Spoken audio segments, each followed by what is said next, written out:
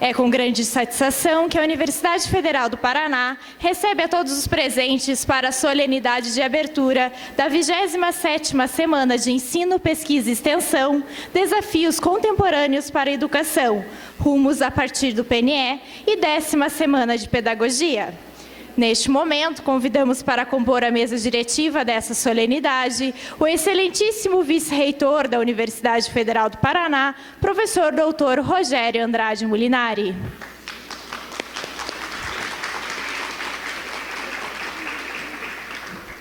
A secretária municipal de Educação e docente do setor de educação da UFPR, professora doutora Roberlaine de Oliveira Borges Robalo.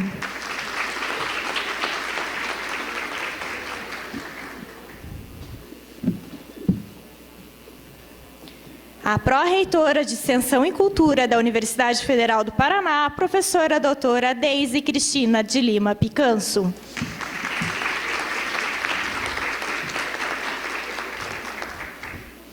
A coordenadora de Políticas de Formação do Professor, que neste ato representa a pró-reitoria de graduação da UFPR, professora doutora Gláucia da Silva Brito.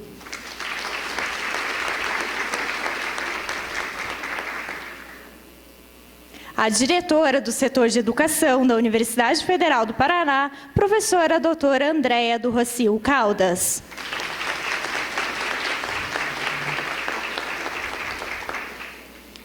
E o coordenador da comissão organizadora da CEP 2015, professor doutor Cláudio de Sá Machado Júnior.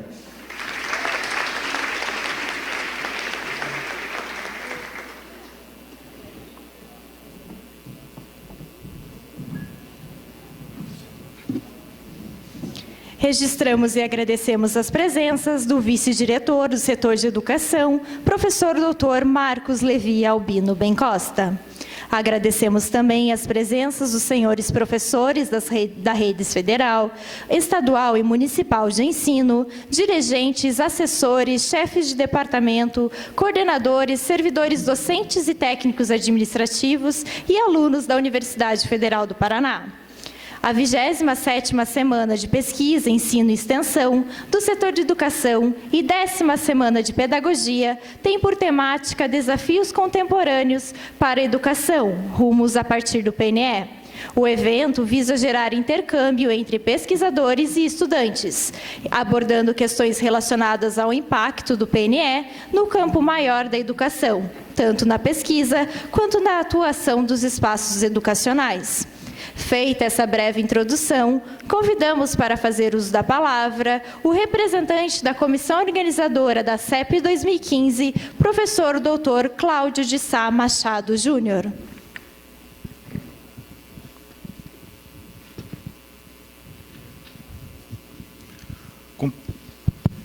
Cumprimentando o excelentíssimo vice-reitor, professor doutor Rogério Andrade Molinari, a pró-reitora de Extensão e Cultura, professora Deise Cristina Picanso, a coordenadora da Políticas Públicas de Formação do Professor, professora Silva Brito, secretária municipal de Educação da Prefeitura de Curitiba, professora Roberlaine Robalo, né?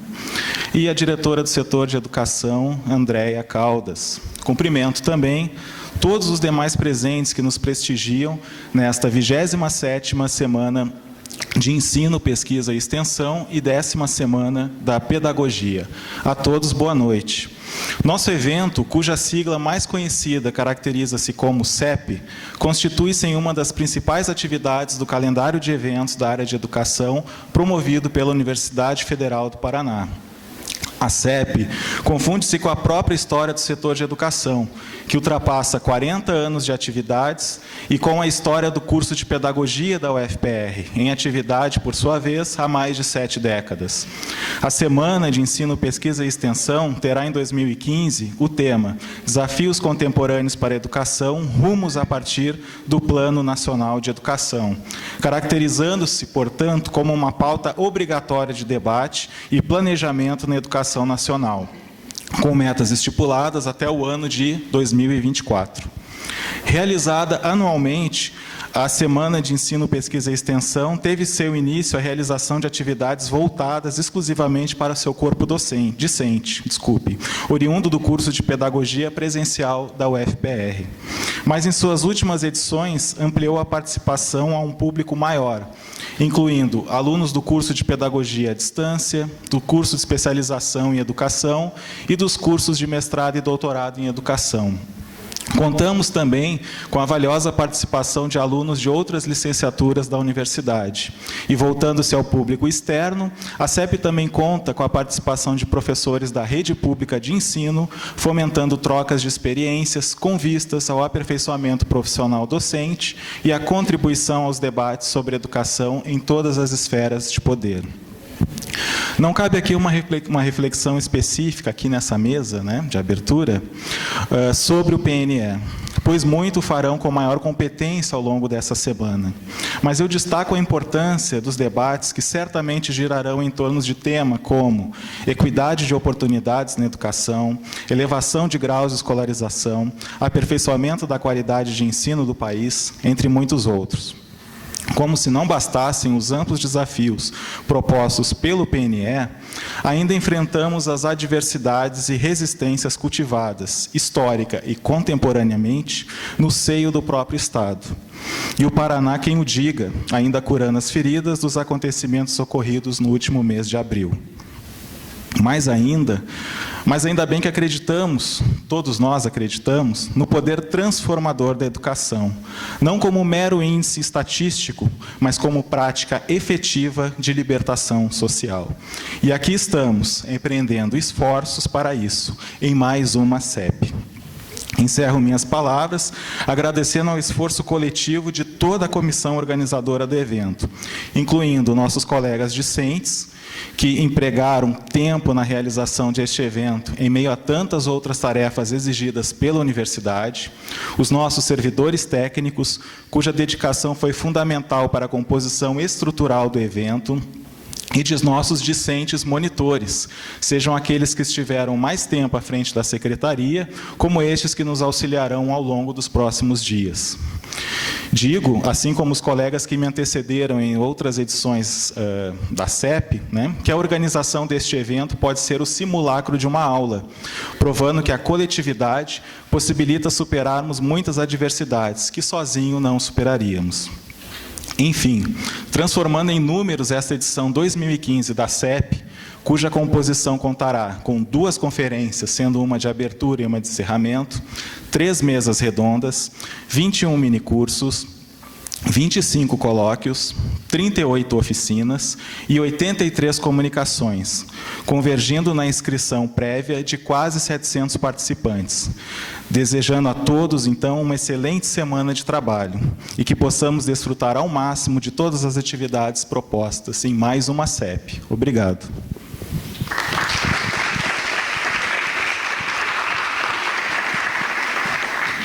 Em seguida, convidamos a diretora do setor de educação da UFPR, professora doutora Andréia do Rocio Caldas, para fazer uso da palavra. Boa noite a todos. Queria mais uma vez dizer que é sempre uma alegria imensa para nós realizarmos esse que é o evento mais tradicional do setor de educação, que já passou pelas mãos de sem medo de errar, quase todos os docentes e técnicos desse setor, que tem envolvido cada vez mais os estudantes também na sua preparação. E dizer que nós estamos num momento muito especial dessa realização desse evento tão tradicional, tão importante para nós, que é o evento onde nós transferimos as nossas atividades letivas para esse debate de pesquisa, extensão e ensino, inclusive incluindo, como é do espírito desse setor, a participação da comunidade externa. Nós estamos num momento muito difícil no país, com um ajuste fiscal que resolveu optar pelo corte das verbas públicas e a majoração dos juros do mercado financeiro. E, portanto, esse evento, mais do que outros, contou com uma valentia e um empenho ainda muito maior da nossa comissão. Nós estamos com corte de contingenciamento dentro da universidade, como todos sabem. Apelamos a editais externos, como a Fundação Araucária. Embora nosso projeto tenha sido aprovado, houve a suspensão de todos os projetos da Fundação Araucária do Governo do Estado. A comissão novamente empreendeu o esforço de buscar recursos adicionais via edital da CAPES, que, embora tenha sido aprovado, ainda não chegou. E, portanto, nós estamos negociando com as agências terceirizadas o pagamento de passagens diárias dos nossos palestrantes. Por isso, queria, dizendo isso, agradecer imensamente o esforço da comissão organizadora, em nome do professor Cláudio e de todos, porque, de fato, a realização desse evento é um evento de valentia e teimosia, como costuma ser os eventos na área da educação pública.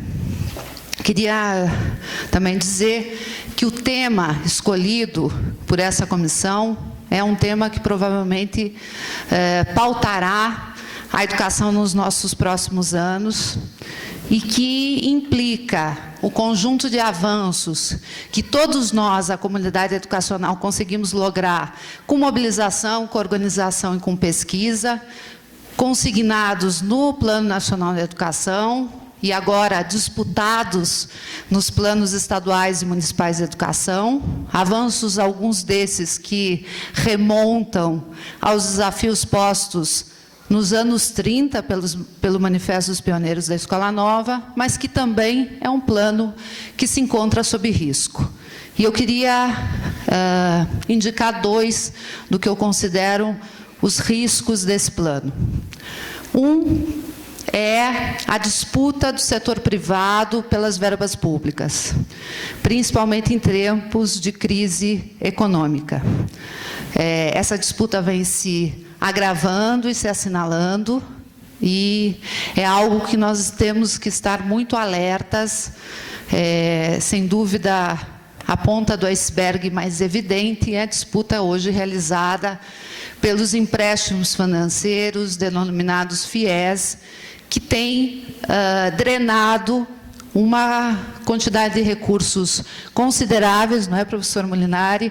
Inclusive, comparativamente, muito maiores ao que as universidades públicas têm recebido, e que foi aberto numa válvula do Plano Nacional de Educação que permite que se transfiram recursos públicos para empréstimos financeiros. Válvula que o governo hoje tem dificuldades de fechar. O outro, que não também tão grave, e que tem nos inquietado nos últimos anos, é o risco do fundamentalismo e do obscurantismo. Junto com a disputa para a destinação dos 10% do PIB para a educação, nós, educadores e movimentos sociais, fomos confrontados com uma organização de entidades fundamentalistas a fim de retirar do texto do Plano Nacional de Educação e agora dos planos estaduais e municipais de educação o que é chamado de ideologia de gênero. Esta distorção, na verdade, tratava-se de se confrontar a seguinte frase que buscamos estabelecer como princípio da educação nacional, estadual e municipal: promoção da igualdade social, regional, de gênero e de orientação sexual. Trata-se, portanto, de uma educação inclusiva, de uma educação que incorpore singularidades e diferenças, de uma educação republicana e laica. Esse, portanto, é ainda para nós um desafio a ser enfrentado nos planos estaduais e municipais, de uma ideologia, esta sim, absolutamente fundamentalista e que confronta conquistas que remontam aos tempos da República, que é a conquista do Estado laico. Portanto, entendo que esses nossos debates que faremos aqui na Semana de Ensino, Pesquisa e Extensão devem fecundar as nossas conquistas, as vitórias, mas também devem nos fortalecer para o combate ao que são esses recuos que podem, como eu disse, nos fazer recuar quase 100 anos da nossa história. Por fim, para finalizar, queria dizer também que é preciso que a gente demarque que esse evento está acontecendo no momento de greve dos técnicos administrativos de educação dessa universidade, a qual nós respeitamos, abrimos inclusive o espaço dessa semana para que possam utilizá-lo como espaço de luta, e é também um momento onde há algum tempo não víamos tantas greves de trabalhadores de educação propagadas nesse país. Então, gostaria também que esse evento homenageasse essas greves e a luta de todos esses guerreiros da educação brasileira. Obrigada, boa noite, bom evento.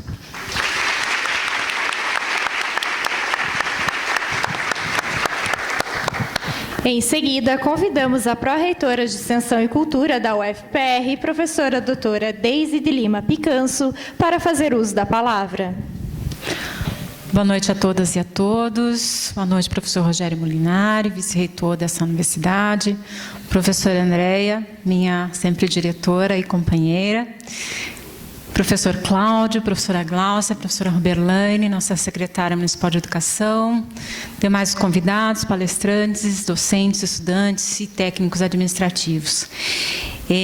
Eu gostaria de iniciar parabenizando novamente essa comunidade, o setor de educação, que, novamente, mais uma vez, insiste em realizar esse evento, que é um importante espaço de reflexão, ainda que em tempos de crise, ainda que em tempo de paralisação, de greve, de mobilização.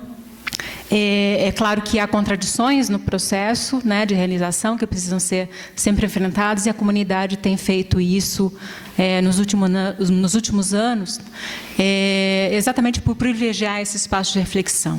Acredito que é exatamente nesses momentos de crise que a gente não pode paralisar a comunidade e deixar de refletir sobre os problemas que nos afetam. Muito pelo contrário, né, a gente usar esses espaços acadêmicos, de pesquisa, de extensão, de reflexão sobre o ensino, para também debater sobre as questões políticas que nos afetam. Então, deixando esse abraço, né, e esse cumprimento à comunidade do setor de educação, gostaria de comentar também e parabenizar a comissão organizadora, em nome do professor Cláudio, pelo tema, né, extremamente importante, porque abre uma série de questões que nós teremos que enfrentar, algumas delas já colocadas pela professora Andréia, né? E nós temos também no espaço acadêmico algumas dessas questões a enfrentar, não só nos planos estaduais e municipais de educação, no nosso PNE, mas também internamente na nossa universidade, em outras universidades. O processo formativo precisa ser problematizado também por essas mesmas questões levantadas. Eu acredito que a Pró-Reitoria de Extensão e Cultura tem um papel importante nesse processo. Nós temos tentado manter uma relação importante de debate e de diálogo com os movimentos sociais e ampliar esse diálogo a fim de entender melhor esses problemas, já que a universidade ela é a sociedade, ela faz parte da sociedade, não é um mundo à parte dela. E que, portanto, tem um papel também importante de refletir sobre todas essas questões. Por isso, gostaria de deixar aqui o espaço também da Pró-Reitoria, como um espaço para a gente ampliar esses debates. No segundo semestre, nós teremos algumas questões importantes que envolvem a reflexão sobre o processo de acreditação da extensão nos currículos dos cursos de graduação, que é um importante debate sobre o fortalecimento do tripé ensino, pesquisa e extensão. Nós começamos essa conversa no ano passado com a nossa comunidade, no CEURS, no Seminário Regional de Extensão da Região Sul. Retomamos essa conversa com a Prograde, com o Fórum de Coordenadores, e esperamos no segundo semestre conseguir realizar uma série de atividades que fortaleçam o debate com a comunidade para o fortalecimento da presença de atividades de extensão na formação dos nossos estudantes, como uma estratégia para a melhoria da qualidade dessa formação acadêmica e, inclusive, uma forma de mobilizar esses temas importantes, né, que nos afligem nesse momento, que são grandes desafios para nós, né, que é a questão da igualdade de gênero, das questões étnico-raciais, enfim, e outras questões que têm nos mobilizado. E um segundo ponto importante, que também acredito que pode ser um espaço de reflexão, e já convido essa comunidade para estar conosco, que será o Fórum de Cultura, que nós vamos organizar durante o próximo semestre, deve ser realizado efetivamente no ano de 2016. Então, a questão da cultura na universidade é um debate importante para nós. Nós temos vários movimentos no Ministério de Cultura sendo realizados no fortalecimento da cultura, dos espaços de reflexão sobre cultura nas universidades. E gostaríamos de ter o setor de educação junto com a gente nesse debate. Então, gostaria de deixar, então, esse convite a todos vocês, parabenizar novamente a comissão e o setor pela realização do evento e desejar uma ótima semana a todos. Boa noite.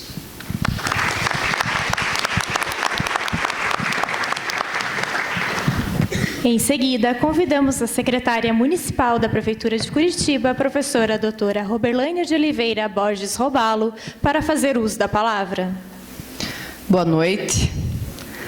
Uma satisfação estar aqui hoje, agradecendo já ao vice-reitor, professor Molinari, e também ao professor Zac, que aqui não se encontra pelas parcerias que a gente tem e que nos deixa realmente sempre muito grata. Agradecer também a Andréia, a professora Deise, a Glaucia, o professor Cláudio também da comissão organizadora. Parabenizar principalmente pelo tema Desafios Contemporâneos para a Educação, rumos a partir do Plano Nacional de Educação. Eu mudaria até o Plano Nacional para o Plano Municipal, porque os desafios são grandes, Tivemos a nossa conferência e as pré-conferências municipais. Aliás, disso eu posso falar sem aqui nenhuma arrogância ou vaidade, que dentro do município de Curitiba, o plano municipal foi construído realmente com bases de muita participação e através de um amplo debate democrático, inclusive envolvendo nossas crianças da rede municipal, que também falaram sobre boa escola dentro das suas escolas, e isso nos deixa realmente muito grato pelo processo. O plano municipal está na Câmara de Vereadores. Essa semana estarei lá para falar um pouco sobre ele.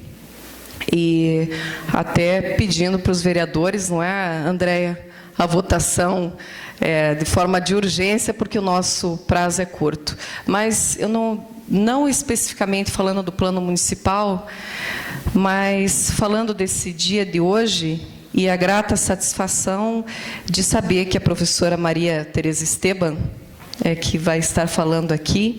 E eu aprendi uma coisa numa das suas obras, num dos seus livros, e que em todas as minhas falas eu costumo dizer que a gente vive numa fronteira entre o saber e o não saber, que é o ainda não saber.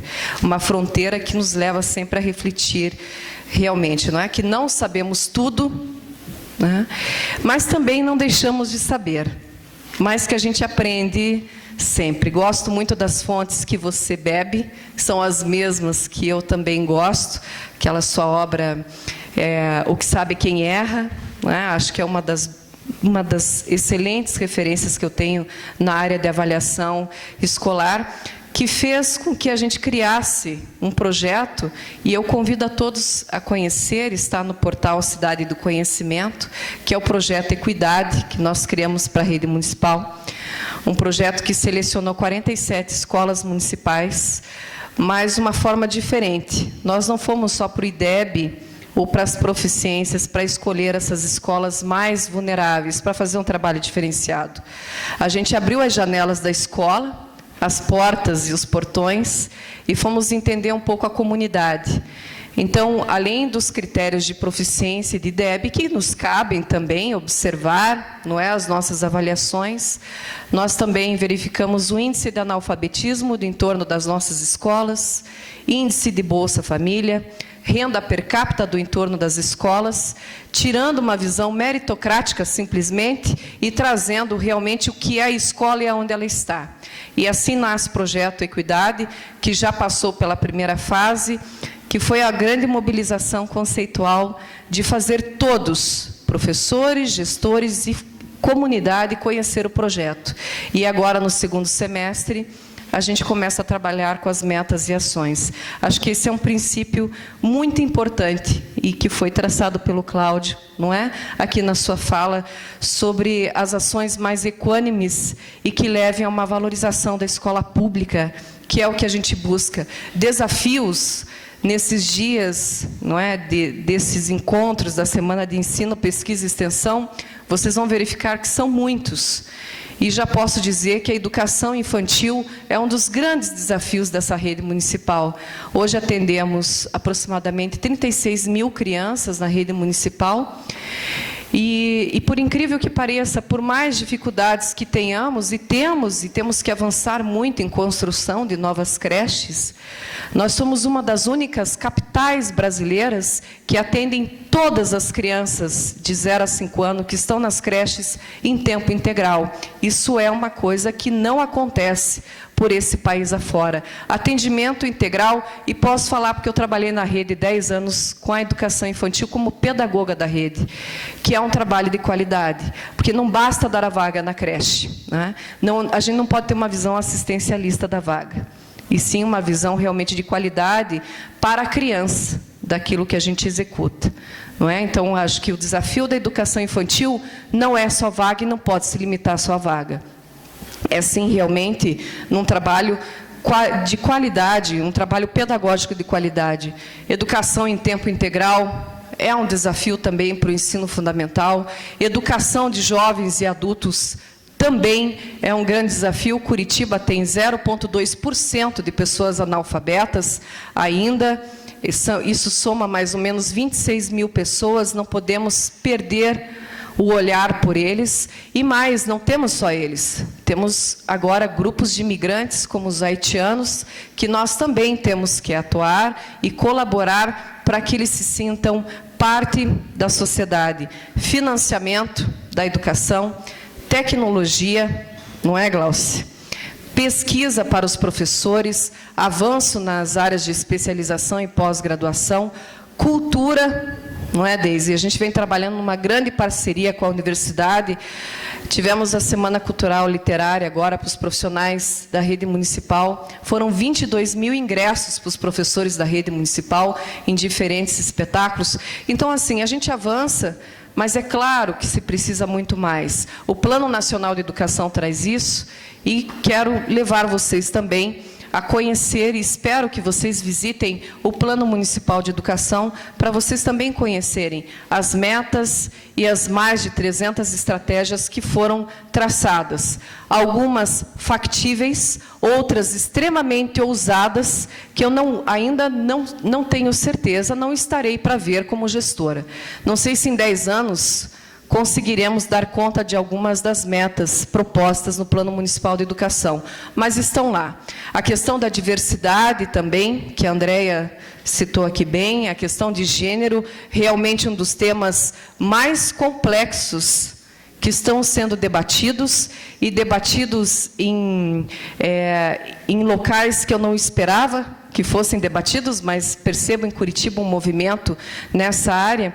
Mas olha só que interessante, a educação infantil esse ano, toda a semana pedagógica foi voltada para as questões de relação étnico-raciais, e está fazendo um trabalho belíssimo com as crianças de 0 a 5 anos, nesse tema de relações étnico-raciais, nesse tema da diversidade, o que nos leva realmente a crer que a gente está no caminho certo, que é o respeito, não é? As diferenças, e é aí que a gente quer trabalhar. Então, agradeço a oportunidade de estar aqui, nessa abertura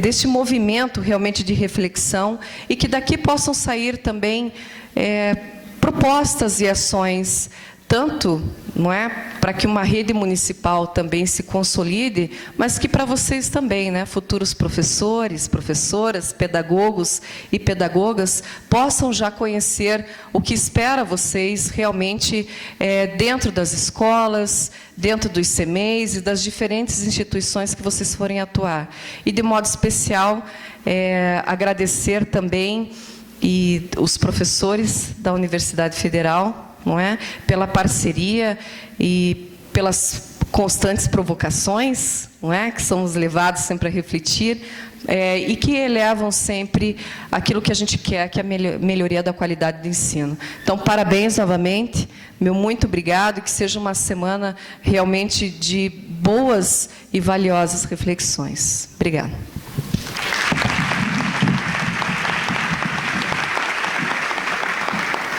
Neste momento, o excelentíssimo vice-reitor da Universidade Federal do Paraná, professor doutor Rogério Andrade Molinari, fará suas considerações finais e encerramento dessa solenidade de abertura. Boa noite, amigas e amigos da educação e da Universidade Federal do Paraná. Queria dar as boas-vindas em nome da universidade, tenho certeza do setor da educação, a mais essa semana integrada. Tenho certeza que é uma construção coletiva e sucessiva, são 27 ocasiões, vários atores, vários diretores que participaram destas iniciativas ao longo dos anos, asseguraram o sucesso deste evento que marca a universidade cada vez mais. Cumprimentar a nossa secretária de Educação do município e nossa professora, Roberlaine, em seu nome, cumprimentar a todos os professores, professoras e professores dos vários níveis da educação infantil até a educação básica no município, compõem a comunidade que prepara os nossos futuros alunos.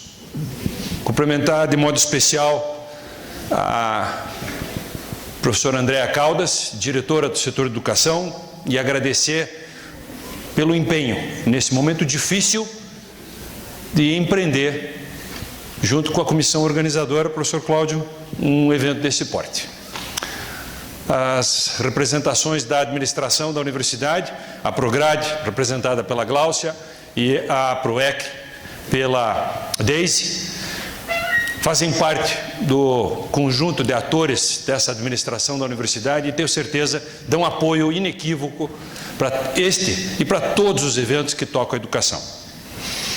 A professora Andréa vinha nos comentando das dificuldades do momento atual, e eu acredito que crises, primeiro, são cíclicas, e aqueles de nós que estamos há tempo suficiente na educação têm vivido crises sucessivas. Mas crises são também oportunidades. Oportunidades para refletir sobre quais os caminhos, sobre o que priorizar. E não só para nós, educadores, mas para a sociedade como um todo, perceber que para sustentar o PIB, o Produto Interno Bruto, não basta trazer montadoras. Porque não se transferem tecnologias, apenas se apropriam. Não basta ter empreiteiras, grandes empreiteiras, eventualmente empreendendo obras no território nacional e além fronteiras. Porque, com certeza, não são estes ramos da atividade humana, e eles são importantes, que garantirão o sucesso da qualidade de vida e do progresso humano em uma nação.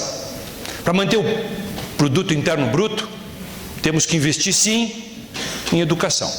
As nações que prosperaram, vindos de caminhos tão difíceis quanto o que o Brasil enfrentou no passado e enfrenta ainda, apesar dos grandes avanços que podemos ver em tempos recentes, e eles são reais, não podemos nos furtar de reconhecer que avançamos muito no tempo recente. Mas há ainda muito por conquistar. E somente uma educação inclusiva, integral, e integral no sentido de que integre toda a comunidade, entendendo o processo de educação como um contínuo, não fragmentado por faixa etária, mas sim entendendo que da educação infantil à educação superior e eventualmente pós-graduada, há um contínuo. E ele deve estar disponível para o cidadão para a cidadã e para o cidadão escolher, ter a opção de até onde deseja obter conhecimento para apropriar na sua comunidade. A universidade é, sem dúvida, o espaço da diversidade. E não podemos tolerar qualquer forma de discriminação, seja ela de gênero ou de etnia, seja de opção pelo credo ou sexual. É neste espelho da sociedade, que é a universidade, é que temos a possibilidade de debater temas tão complexos e, por alguns segmentos tão apaixonantes, para conseguir empreender melhoria.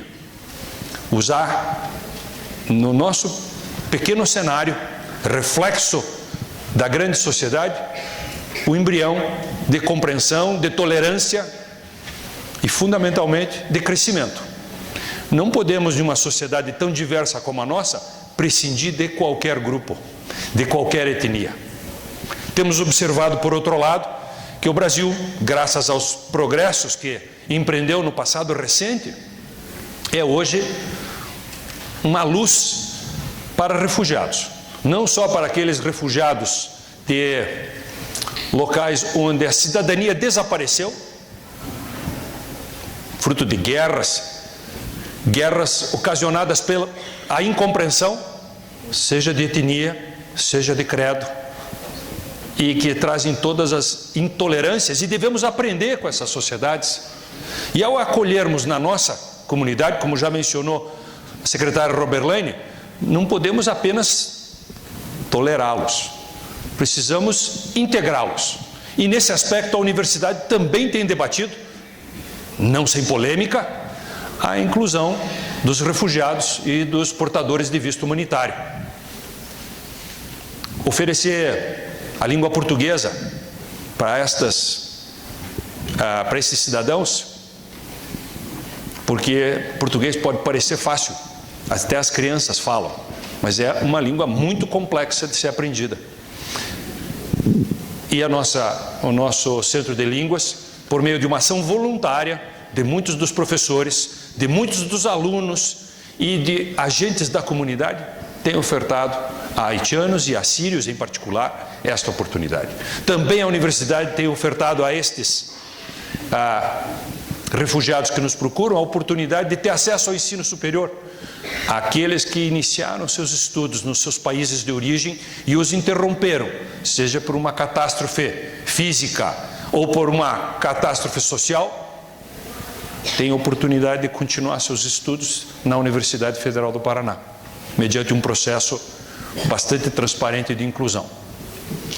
Por fim, ainda nos refugiados, temos que reconhecer que esses cidadãos, como os nossos, precisam ser profissionalizados e podemos incluí-los, oferecendo revalidação de seus diplomas para que possam transformar a nossa sociedade em um lugar mais saudável para todos nós.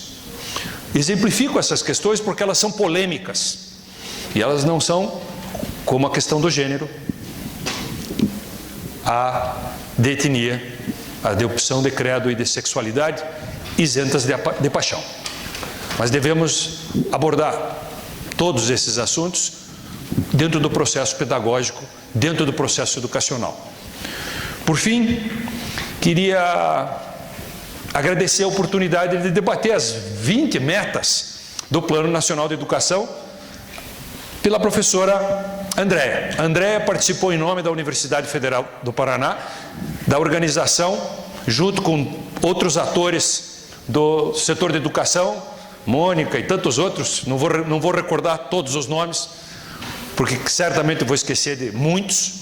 Foi uma tarefa coletiva no estado do Paraná inteiro, mais de 1.500 sugestões para serem incorporadas no nosso PNA. Algumas o foram, outras nem tanto, mas o debate, por si só, tenho certeza, foi um aprendizado e um momento de riqueza. O desafio de construir o Plano Estadual de Educação está posto. Vejo que o Plano Municipal de Educação está encaminhado. Com certeza, cada um de nós tem uma missão ao longo desse processo. Alguns se focam apenas no financiamento, e se é 7% ou se é 10%. Mas mais do que isso, precisamos ter um bom projeto. Como educadores, precisamos usar o método científico para garantir o melhor projeto de educação, para que esse momento de crise seja de fato um momento de oportunidade. Que façamos o PIB crescer, para que o nosso 10% não seja pequeno, seja grande. Porque quanto maior for a percepção da sociedade de que educação é um bem sólido, que transforma a vida não só das pessoas, mas da comunidade, mais a nossa profissão, a sua profissão, a minha profissão serão valorizadas. Há que haver valorização da educação como um bem que modifica a vida social. Por fim, queria lhes estender o desafio dos próximos 10 anos. Da educação infantil à educação superior, passando pela formação continuada de nossos docentes de todos os níveis, pelo financiamento, pelo enfrentamento de questões polêmicas, como muitas da que já citamos, que nos unamos, independentemente de nossas opções, porque é como sociedade, como grupo, que podemos deixar de lado as nossas divergências, e elas existem e devemos debatê-las, mas devemos nos amalgamar em torno do que é mais importante nesse momento: estabelecer um plano de ação em todas as dimensões para enfrentar o momento mais difícil de uma nação, que é não o PIB decrescente, não a perda de empregos, é a perda de esperança. Não devemos esmorecer que esta é uma ocasião em que devemos pisar fundo no acelerador das boas ideias e daquilo que podemos realizar em conjunto, deixando de lado, momentaneamente, as diferenças que julgamos ou que podem ser julgadas secundárias. A educação brasileira, paranaense e curitibana, com certeza, vão demandar isso de nós todos. Queria agradecer o privilégio por acolher essa reunião tão importante novamente na universidade e ter o privilégio de dividir com as senhoras e com os senhores esse momento que eu reputo como auspicioso para a educação brasileira. Muito obrigado e um bom ciclo de trabalhos.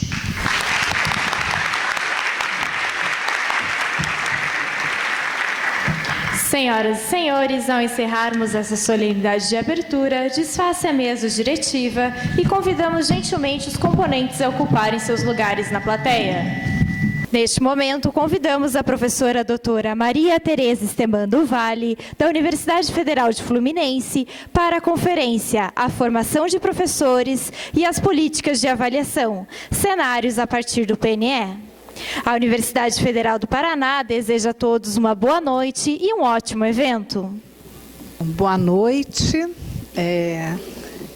um prazer muito grande estar aqui. Quero agradecer muitíssimo o convite que me foi feito. Fiquei muito feliz por poder estar aqui com vocês na abertura desse evento. E fiquei muito honrada com o convite para fazer a conferência de abertura, que é realmente uma grande honra, né? Sempre é uma possibilidade da gente reencontrar pessoas, conhecer pessoas que a gente só conhece virtualmente, né? Rever amigos. Então é sempre uma alegria, a possibilidade de estar em outros espaços conversando com outras pessoas sobre as coisas que a gente vem pensando, né? É um grande privilégio, né? Poder trazer as questões que a gente pensa para conversar com pessoas que estão mais ou menos seguindo no mesmo caminho, com as mesmas preocupações, não no mesmo caminho, mas com preocupações semelhantes, que têm compromissos semelhantes e que é uma troca sempre produtiva. Bom, eu tentei fazer tem uma coisa que eu precisava dizer logo no início, porque é uma solicitação da Faculdade de Educação da Universidade Federal Fluminense. Nós, recentemente, os professores da Faculdade de Educação votaram uma moção de solidariedade e apoio aos professores do Estado do Paraná. Não vou ler a moção, mas, em nome, então, dos meus colegas, coloco aqui o nosso apoio, a nossa solidariedade e o nosso desejo de que essa questão possa, de que tantas questões, porque uma greve nunca é uma questão, de que tantas questões possam encontrar um caminho, uma solução, e que possa vir a ter um resultado satisfatório depois de tanta luta, com tanta dificuldade, com tanto enfrentamento, que essa luta possa realmente resultar em melhor qualidade para a educação do Paraná. Bom, vocês me fazem um grande desafio. Fiquei muito tempo pensando por onde pegar o tema que vocês me propuseram, que é a formação de professores e as políticas de avaliação, cenários a partir do PNE. É um tema enorme, complexo, Fiquei bastante tempo, escolhi um caminho, não sei se é o melhor caminho, mas vou trazer o que eu escolhi, e aí vamos ver o que a gente consegue fazer a partir dessa questão. Então, eu não me proponho a fazer uma análise do plano, mas eu fui retirando algumas metas para, a partir delas, trabalhar algumas questões, com a ideia de que essas questões podem nos ajudar a pensar sobre o plano amplamente considerado, Eu venho trabalhando nas minhas pesquisas, porque eu acho sempre bom dizer de onde estou partindo, porque cada um de nós tem um percurso, e claro que aquilo que a gente pode aprender, pensar, interrogar, tem a ver com esse percurso. Então, eu tenho trabalhado com o cotidiano escolar, sobretudo pensando as questões em torno da educação popular. Então, venho trabalhando com o cotidiano escolar das escolas públicas, e numa compreensão de que a educação popular não ficou lá na década de 60, ela se atualiza com os movimentos sociais, com as políticas públicas, com a dinâmica da sociedade, e que hoje outras questões são postas para a educação popular. E faço parte de um grupo que entende que a escola pública traz questões relevantes para que a gente possa pensar a educação popular. Na escola pública estão os estudantes das classes populares, e cada vez mais os professores também somos das classes populares. Então, a escola pública não é a escola pública não é uma escola para as classes populares, mas a escola pública como uma escola das classes populares. Então, nessa interface que eu venho tentando pensar esse cotidiano escolar, sobretudo, eu venho trabalhando com as séries iniciais do ensino fundamental, que vem sendo conhecido como ciclo de alfabetização, mas como isso vai tendo denominações diferentes, eu prefiro pensar em séries iniciais, anos iniciais do ensino fundamental. Então, é a partir desse lugar que eu vou fazendo alguns recortes no plano e pensar a política de avaliação. Volto a dizer, não com a ideia de esgotar uma discussão sobre o plano, ou pensar o plano como um todo, mas trazer algumas questões para, a partir delas, poder pensar o plano. Então, eu selecionei inicialmente duas metas. A meta 5, obviamente, que vai dizer alfabetizar todas as crianças, no máximo, até o final do 3º ano do ensino fundamental. Então, essa meta é bastante significativa para o meu âmbito de pesquisa e de preocupações. E a meta 7, fomentar a qualidade da educação básica em todas as etapas e modalidades. Assim melhora. Com melhoria do fluxo escolar e da aprendizagem, de modo a atingir as seguintes médias nacionais para o IDEB: 6 nos anos iniciais do ensino fundamental, 5,5 nos anos finais do ensino fundamental, 5,2 no ensino médio. Bom, eu tomo essas duas metas inicialmente, e vou pensando como é que elas estão.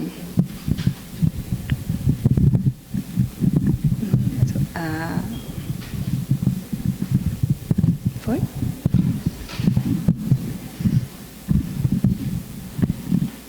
Obrigada. Como é que elas estão diretamente ligadas a procedimentos de avaliação externa, né? Quando nós pensamos em alfabetizar todas as crianças, no máximo até o final do 3º ano do ensino fundamental, nós vemos aí que já se colocam 2 exames externos. A Provinha Brasil, no 2º ano, e a Avaliação Nacional de Alfabetização, né, conhecida como ANA, que é aplicada no 3º ano. Quando nós pensamos, então, lá na meta 7, que vai falar na elevação do IDEB, nós temos aí a Prova Brasil e o SAEB, né, e articulado com a taxa de rendimento e aprovação, que é o que vai nos permitir medir o IDEB. Nesse sentido, já vou levantando algumas questões que me parecem complexas na proposição e na perspectiva que vai orientando o plano. A primeira é a complexidade de se estabelecerem metas uniformes para um país com grande diferença e desigualdade. E aí aqui eu não quero pensar exclusivamente nas desigualdades socioeconômicas, mas eu quero também trazer para a reflexão a questão da diferença cultural. Porque o que é que significa alfabetizar uma criança até 8 anos de idade nos grandes centros urbanos e o que é que significa alfabetizar uma criança até 8 anos de idade, nas pequenas cidades de interior, com outras dinâmicas de vida, com outros processos de relação social, com outros modos de integração da própria comunidade. Então, nós temos aí elementos que, ao lado, né, das questões de desigualdade socioeconômicas, que não podem ser desconsideradas em nenhum momento, mas nós temos também a questão da diferença cultural, que me parece que vem sendo muito pouco tratada quando a gente pensa nas propostas para a educação, de um modo geral, no Brasil, né? Então, quando nós estabelecemos metas comuns, estabelecemos exames em larga escala, em nível nacional, para todos os estudantes, nós temos aí também um movimento, me parece, né, bastante expressivo, no sentido de privilegiar uma única perspectiva cultural. E, portanto, há uma ação que vai esvaziando essa diferença cultural e vai tendo uma tendência de também uniformização. Né? Por que eu digo esvaziando e tendência? Porque me parece óbvio que não será possível, né, eliminar todas as diferenças culturais, porque cultura é produção cotidiana, né, cultura é viva, a cultura se reconstrói e renasce, se refaz a cada dia. Né? Então, não há a possibilidade de uma uniformização completa, mas me parece que há uma tendência, na medida em que se universaliza a escola e que todas as crianças são submetidas ao mesmo currículo e aos mesmos modos, não apenas aos mesmos conteúdos, mas aos mesmos modos de ensinar e, portanto, uma previsão dos mesmos modos de aprender, nós temos aí um fator bastante preocupante de redução dessas múltiplas possibilidades que a diferença cultural nos traz, né?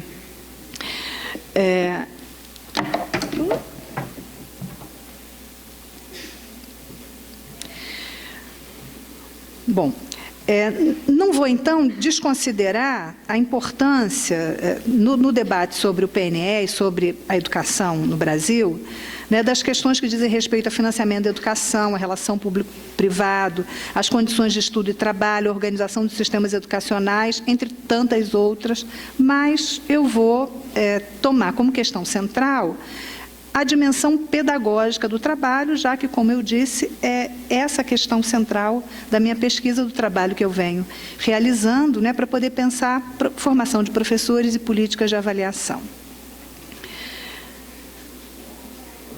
Bom, vou então retornar lá nas duas metas que eu destaquei inicialmente. Por um lado,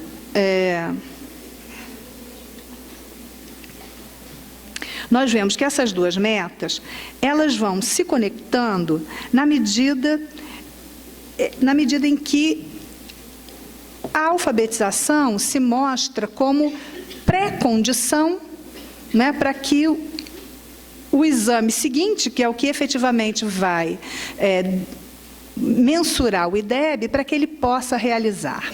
Não é? Então, na meta que vai falar a respeito da alfabetização, me parece que tem algumas questões importantes.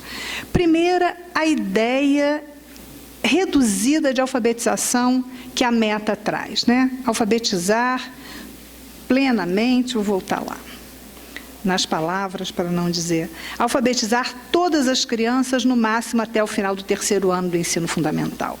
Bom, se a alfabetização é um processo amplo, um processo contínuo e um processo bastante complexo, que tem uma grande dimensão sociocultural, não é possível que a gente pense na alfabetização, finalizar o processo de alfabetização com crianças aos 8 anos de idade. Para que a gente possa pensar nessa finalização aos 8 anos, 3º ano do ensino fundamental, tem que haver aí uma redução bastante expressiva da ideia de alfabetização, a sua perspectiva mais mecanicista, mais redutora, mais de codificação e decodificação, abandonando, né, uma perspectiva da alfabetização como um processo permanente de construção de modos de leitura, compreensão e intervenção no mundo, né? Então, eu vou estar trabalhando a partir da perspectiva apresentada por Freire de alfabetização, né? Não como mera codificação e decodificação,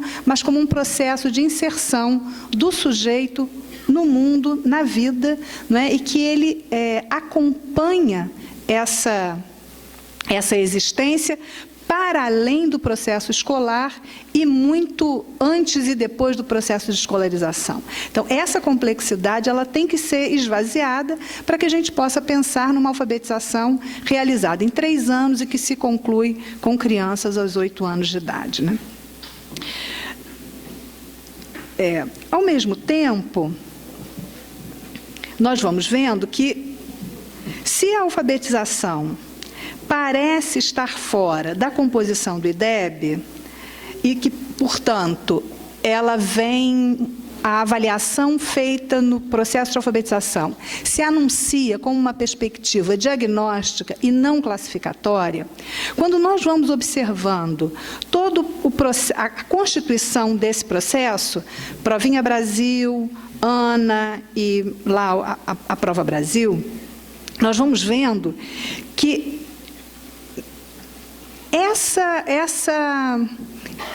essa realização, né, dos exames nacionais com crianças tão pequenas, necessariamente vai produzindo um processo classificatório, ainda que sob o discurso do diagnóstico, né? Porque parece, do modo como os documentos vão sendo apresentados, parece que diagnóstico e classificação são necessariamente opostos, e não são. Eu posso ter um diagnóstico que seja classificatório. Então, esse discurso da exclusão, ele vai atravessando de um modo, de certa forma, invisibilizado, todo o pensar e o fazer desse processo de alfabetização.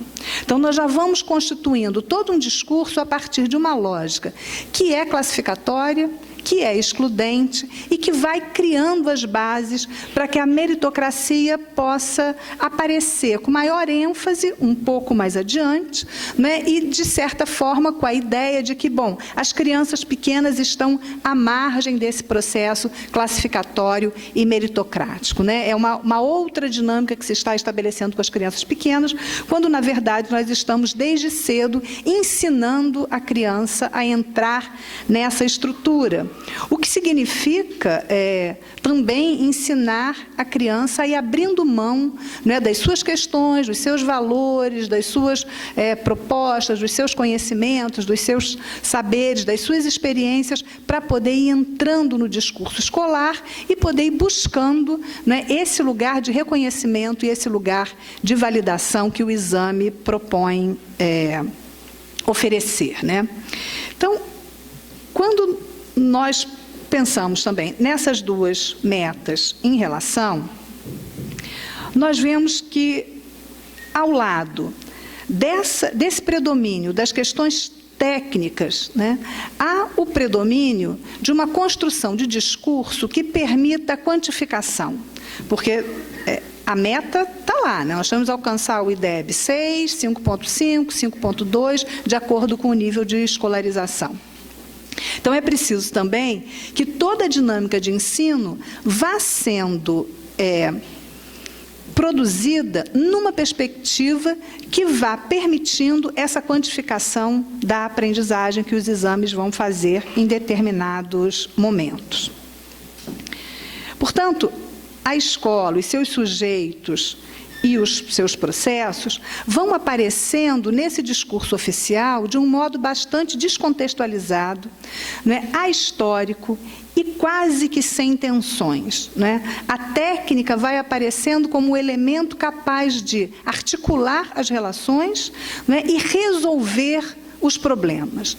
E aí as pessoas vão entrando nesse enquadramento, estejam no lugar de professores ou estejam no lugar de estudantes, há um enquadramento próprio que a técnica vai permitindo que os sujeitos se moldem a esse enquadramento e que, portanto, possam ir produzindo o êxito que o sistema demanda, né? E aí me parece que lá os índices, né, eles se propõe muito mais a apresentar um suposto êxito do sistema do que uma efetiva aprendizagem dos sujeitos que compõem esse sistema, né? Dos sujeitos que participam da vida escolar.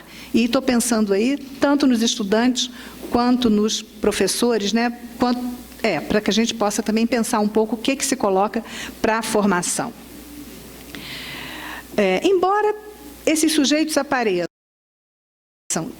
de forma descontextualizada, embora essa dinâmica escolar, né, seja bastante esvaziada das suas tensões e das suas possibilidades também, nós não podemos dizer que as questões de desigualdade e de diversidade não apareçam no Plano Nacional da Educação, né? E aí eu vou me referir especificamente a duas outras metas. Mas a questão da diferença, até onde eu pude perceber, realmente ela desaparece. É como se a questão da diversidade desse conta da questão da diferença, e aí também vou tentar tocar nessa questão um pouquinho mais à frente. Então, se nós pegarmos duas outras metas, que eu selecionei, a 4 e a 8, nós vamos ver que elas pretendem trazer essa questão como uma preocupação central no encaminhamento das políticas públicas, né? A meta 4 vai falar da universalização do acesso à escola. Eu vou ler, que eu acho que fica mais claro.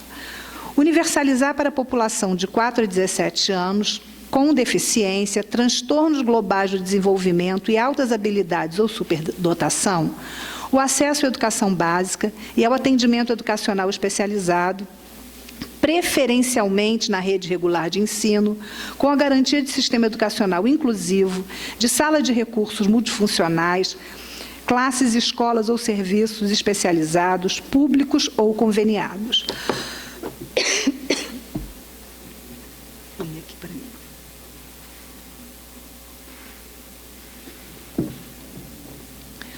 Bom, primeiro que nós misturamos aqui em 3 linhas, né, sujeitos, contextos e situações completamente diferentes. Né, não desiguais necessariamente, mas completamente diferentes. E trazemos aí, né, uma certa homogeneidade, quer dizer, é preciso atender esse grupo ponto, como se esse grupo representasse características únicas, ou uniformes, únicas nunca são, não é? Mas uniformes, experiências uniformes, desafios e possibilidades uniformes, quando a gente sabe que são questões, se nós pegarmos cada população de 4 a 17 anos com deficiência, só aí nós temos uma variedade enorme de questões que estão postas apenas nessa expressão. Se nós pegarmos cada uma delas, elas demandam da escola contextos bastante específicos, trabalhos bastante específicos, né? Toda uma discussão muito mais ampla, e nós vamos vendo como é que elas vão sendo simplificadas para que a gente possa ir pensando sobre elas. A meta 8 vai falar da elevação da escolaridade média da população de 18 a 29 anos, de modo a alcançar no mínimo 12 anos de estudo no último ano de vigência desse plano, para as populações do campo, da região de menor escolaridade no país e dos 25% mais pobres, e igualar a escolaridade média entre negros e não negros declarados ao IBGE. De novo, nós pegamos grupos muito diferentes, contextos muito diferentes, e abrigamos numa mesma formulação, né, como se eles tivessem alguma equivalência. Quando eu penso nessas 4 metas em relação, eu me faço algumas perguntas. Volto lá na meta que fala da necessidade de que todas as crianças se alfabetizem até os 8 anos. Quando eu leio a meta 4, né, que eu vou pensar na população de 4 a 17 anos, com deficiência, transtornos globais de desenvolvimento, altas habilidades ou superdotação, eu pergunto, quem são o todos que cabe lá na meta 5? Quem são o todos que se pretende alfabetizar até os 8 anos? São todos mesmo? Ou esses lá da meta 4 não são todos? Né? Isso para não problematizar que eu já toquei brevemente, nas crianças que são classificadas segundo um rótulo que eu também não gosto, né, que são normais, né, porque normais somos todos e nenhum de nós, né? Já diz, acho que é o Caetano Veloso, né, que tem uma música, de perto ninguém é normal, não é isso? E se a gente olhar de verdade, a gente sabe que é assim mesmo, de perto não é normal. Essa divisão, né, entre os normais e os outros, portanto, os outros são os anormais, né? Os que não são os normais são os anormais. Portanto, nós vemos aí uma linha de constituição da proposição que já se conforma a partir de um pensamento excludente e de negação. Né? Porque eu tenho, por princípio, uma divisão entre os que são e os que não são. Né? E nós temos aí uma ideia de todos em que não cabem todos.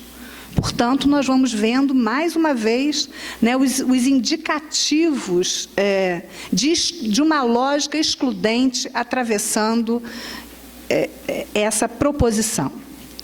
Mas vejam, como a vida não é simples,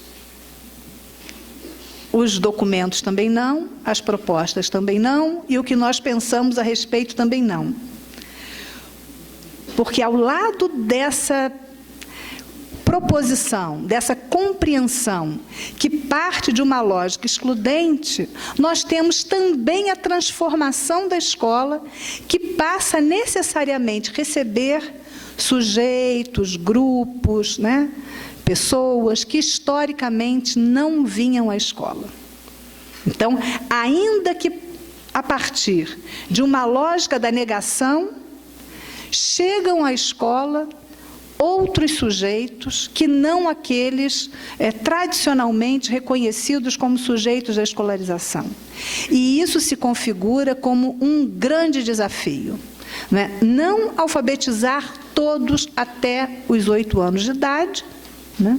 Mas como a escola se constitui como uma escola de todos e com todos, e não uma escola para todos, em que essas segmentações sejam possíveis, mas como é que nós vamos pensando um processo de escolarização, e isso vai impactar diretamente a nossa reflexão sobre a formação de professores, tanto na modalidade inicial quanto continuada, né? O que significa o compromisso com uma escola democrática, que é a escola de todos. E aí, se eu quiser... Quer dizer, eu preciso trazer, né, o meu ponto inicial, que é pensar a escola pública como a escola das classes populares, e não a escola para as classes populares. Me parece que aí nós temos um cruzamento, né, desses diferentes elementos que vão compondo o plano, que ainda que eu tenha discordâncias, né, e estou mostrando as minhas discordâncias dos princípios que o organizam e dos limites das suas próprias proposições, mas também reconheço que trazem uma perspectiva de ampliação, né, do que vem tradicionalmente se colocando como possibilidade de escolarização, e isso precisa mexer nas bases do nosso processo de formação, porque porque efetivamente nos coloca diante de situações, de contextos, de grupos, de sujeitos que são desconhecidos do discurso pedagógico. Quer dizer, não são desconhecidos nossos porque nós não queremos conhecer. É porque o discurso pedagógico vem se elaborando de modo que esses sujeitos estão à margem, né? Esses sujeitos são invisíveis, esses sujeitos não participam dessa realidade.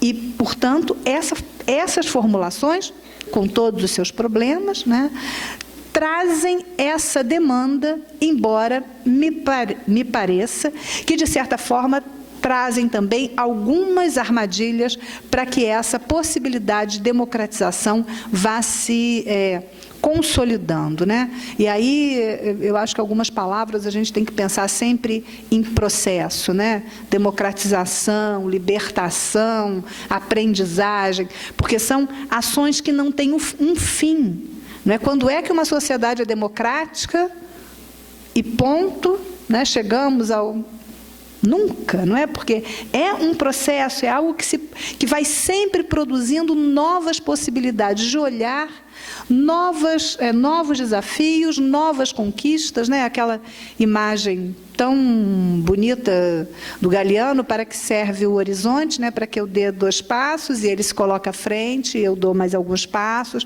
para que eu possa andar.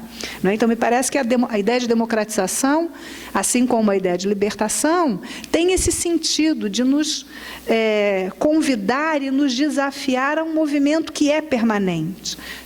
Nesse sentido, os desafios, né, podem servir como esses elementos que nos convidam a essa caminhada. Bom, no entanto, quais são algumas das armadilhas que eu encontro nessa formulação, né?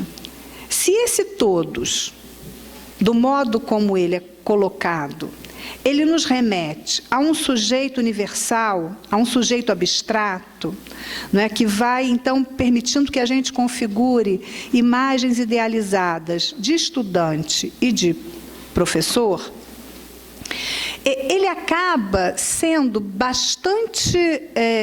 acaba sendo um elemento que dificulta quando nós vamos pensar a dinâmica pedagógica efetivamente. Não é? Quando nós saímos do âmbito do pensar sobre, não é? E vamos nos encaminhando para o pensar fazer, né? Para uma ação que precisa ser refletida, mas que nós temos que definir como é que nós vamos dar aula amanhã. Como é que a escola vai funcionar amanhã? Qual é a atividade que eu vou propor aos estudantes que compõem a minha turma, a turma com que eu trabalho? Quais são os recursos didáticos de que eu vou me valer? Como é que eu vou utilizar esses recursos didáticos? Como é que eu vou integrar a dinâmica da escola a dinâmica social, as questões e demandas sociais, as possibilidades, a comunidade na qual a escola se insere, da qual a escola deveria, nem sempre é, parte, né? E aí eu estou falando escola, mas eu estou pensando também a universidade nesse contexto, né? Essas opções cotidianas, miúdas, né? Pouco visíveis nas proposições mais amplas, se elas estão constituídas a partir de uma ideia abstrata do sujeito, ela acaba tendo muito pouca conexão com aquilo que efetivamente nós vamos produzindo em nossa sala de aula, né? Acabam sendo pouco relevantes para a nossa ação cotidiana, né? E aí muitas vezes a gente vê no dia a dia a gente dizer, não dá certo, não é isso? Tento e não dá certo. E aí, quando não dá certo, a questão é sempre o outro, né? É ele que está fora da norma, porque esse sujeito abstrato é o sujeito da norma. É para ele que o discurso é constituído.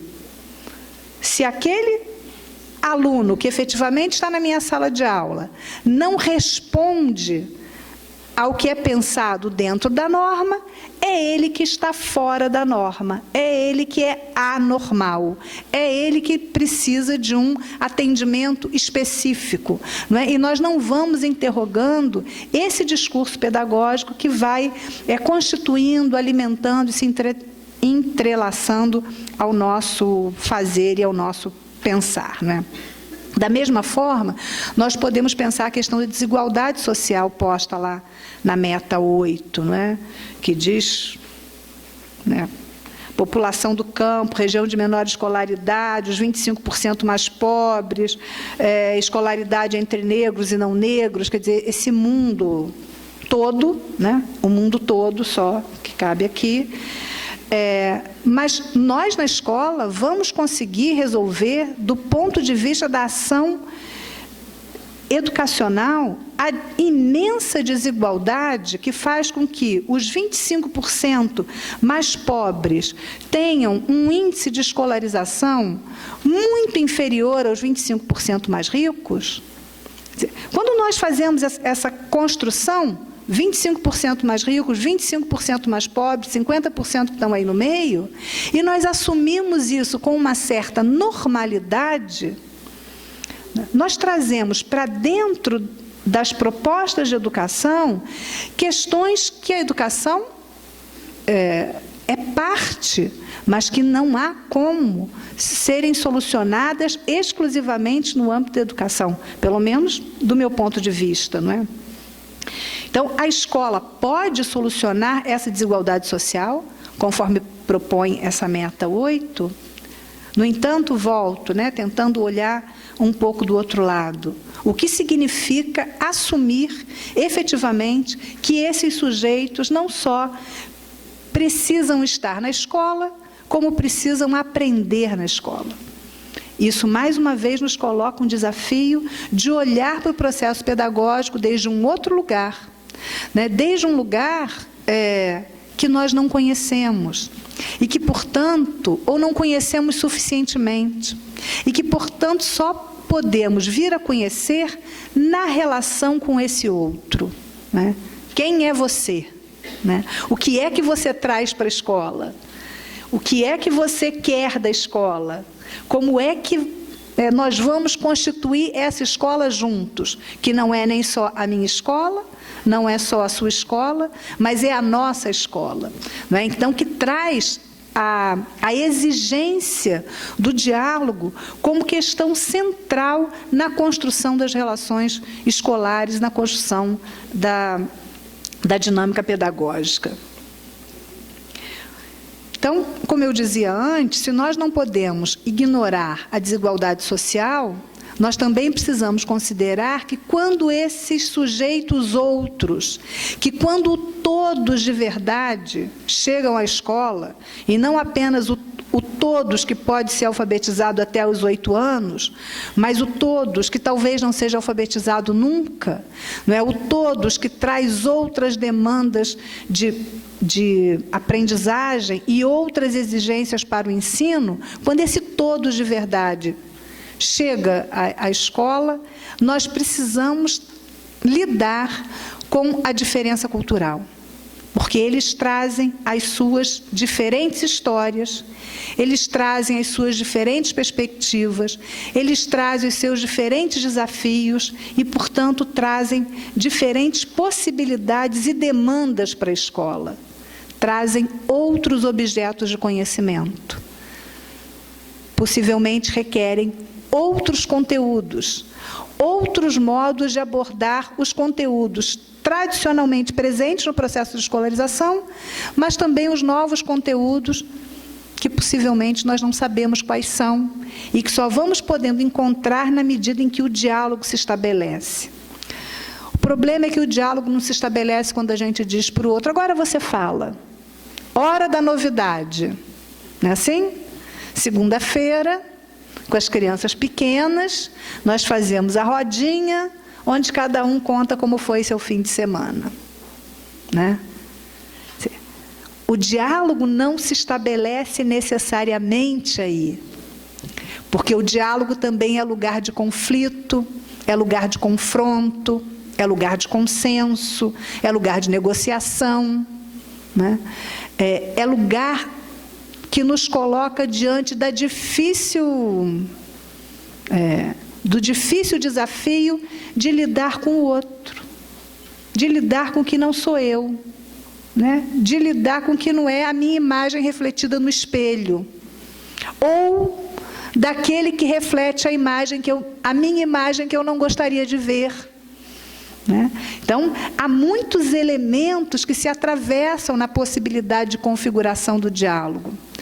E não há possibilidade de diálogo em relação assimétrica, em relação de poder desigual. O diálogo demanda uma certa simetria.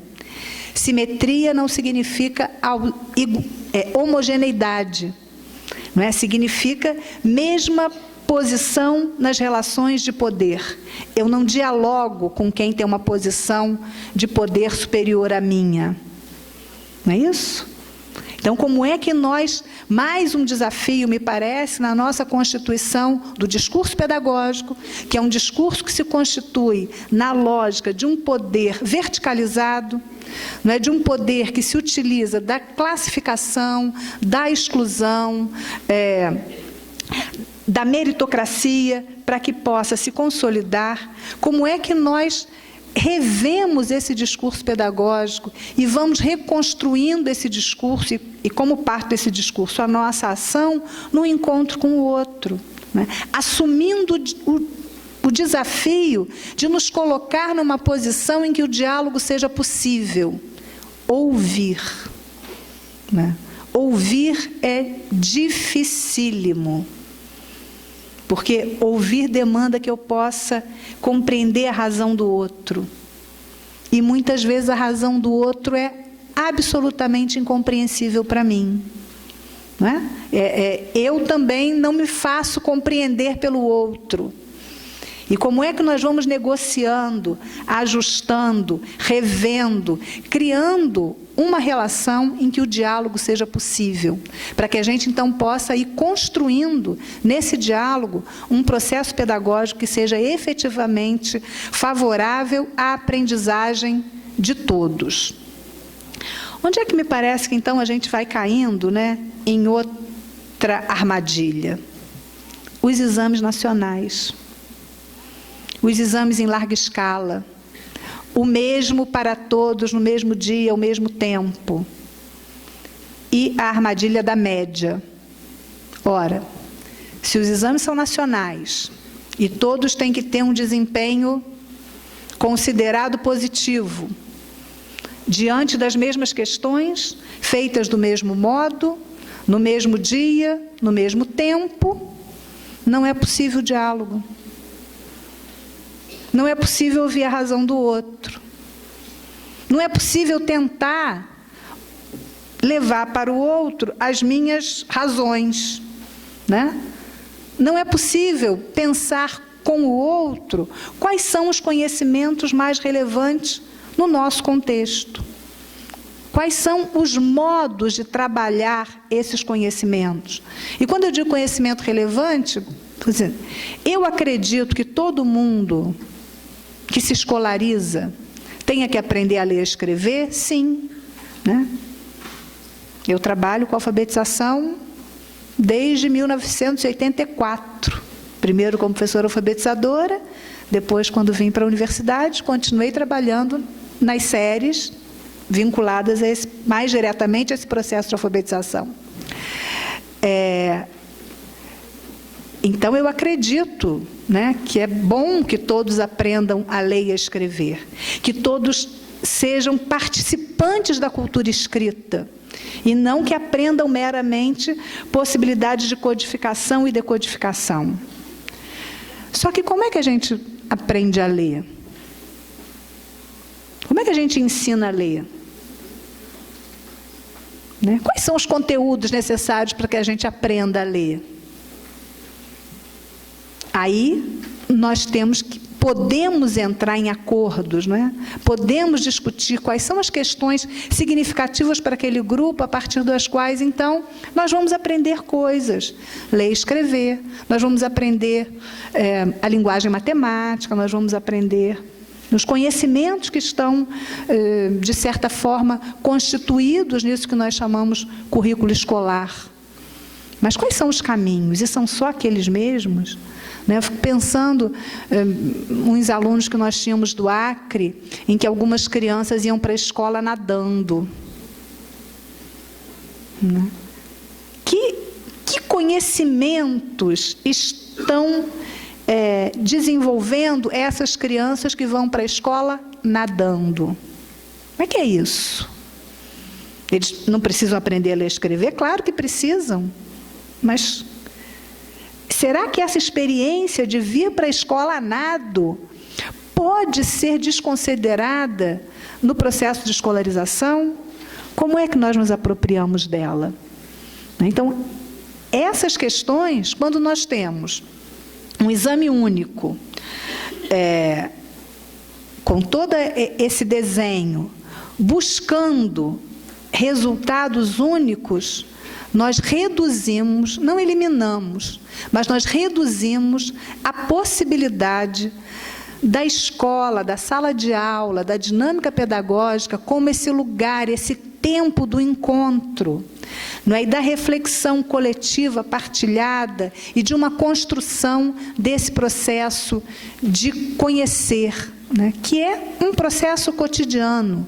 Eu sempre gosto de pensar que uma aula só vale a pena quando todo mundo termina com a certeza de que aprendeu alguma coisa, começando pela professora ou professor. Agora, o que cada um aprendeu? Possivelmente coisas diferentes.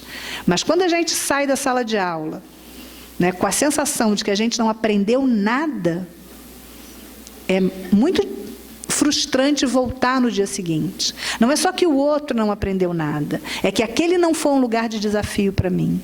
Não é que eu não pude ouvir o outro. E aprender, muitas vezes, inclusive, desaprender. Inclusive, a possibilidade de me perguntar sobre algumas certezas que eu tinha quando eu comecei a aula. Não é? Às vezes, a gente pensa e, quando a gente abre a boca para falar, a gente diz, não é isso. Não acontece isso? Né? Aí a gente fica assim no meio do caminho, não é isso. E é desconcertante, porque assim, a gente sabe que não é aquilo, mas a gente já não sabe o que é. Né? Porque algo aconteceu naquela relação que desestabilizou. E aí é a possibilidade que a gente tem de aprender, né? De ampliar o conhecimento, de retomar esse processo. Bom, eu fui, então, a um outro documento que tem sido bastante importante na formação continuada dos professores, que é o documento, que são os documentos do Pacto Pacto Nacional pela Alfabetização na Idade Certa, né? Que voltamos à ideia da redução, alfabetização como uma redução, idade certa como uma redução. E aí, nas orientações específicas sobre avaliação, vai nos dizer, eu vou ler o trecho, bom. Um instrumento avaliativo bastante conhecido é a Provinha Brasil, aplicada em turmas do ano 2 do ensino fundamental. Ele propõe diagnosticar o nível de conhecimento de leitura e de apropriação do sistema de escrita. Contudo, outros instrumentos podem ser elaborados pelos docentes para esses mesmos eixos de ensino e complementar informações, tal como será exemplificado neste caderno. Então, vejam. Primeiro, nós já passamos daquele exame externo, nacional, que teria uma função diagnóstica para a elaboração de políticas públicas, para algo interno ao cotidiano da sala de aula, né, valendo como o procedimento principal de avaliação da aprendizagem das crianças. Então, aquela ideia lá, diagnóstica, ela vai se redefinindo.